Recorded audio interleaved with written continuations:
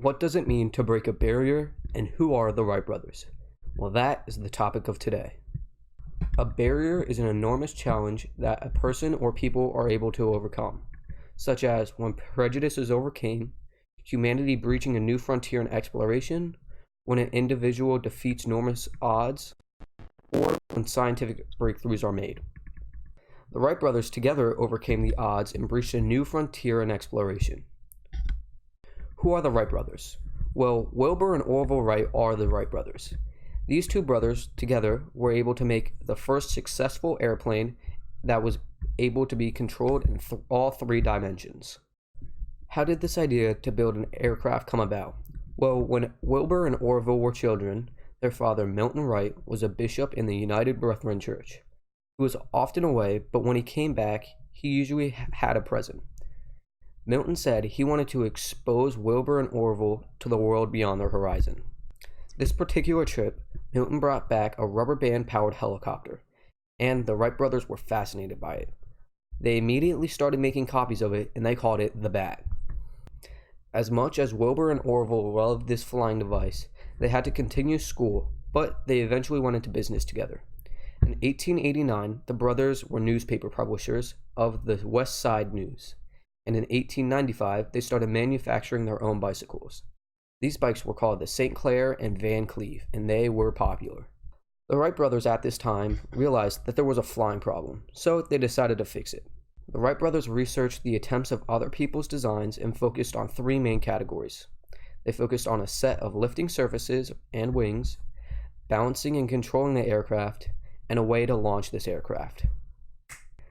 Wilbur studied birds and aerodynamics for a few years. Then, during 1899, he drew together the opposing corners of a long, narrow box that would be able to twist. Wilbur thought twisting the wings to turn one wingtip up and the other down simultaneously would cause it to roll. A year later, Wilbur was ready to test this idea, but with a man-carrying flying machine. This glider had a wingspan of 17 feet, was about 11 feet long, 4 feet tall, and it only weighed about 52 pounds.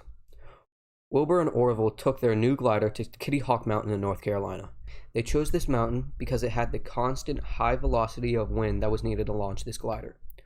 Wilbur was able to fly in this glider by laying flat down on his stomach.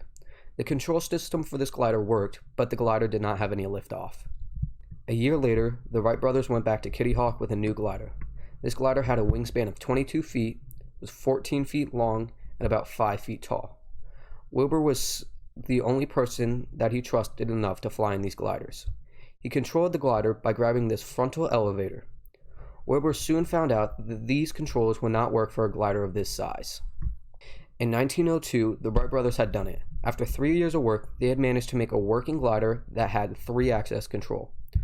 The frontal elevator was changed to more of a modern wing shape, and a vertical rudder was installed in the back. The controls were also changed.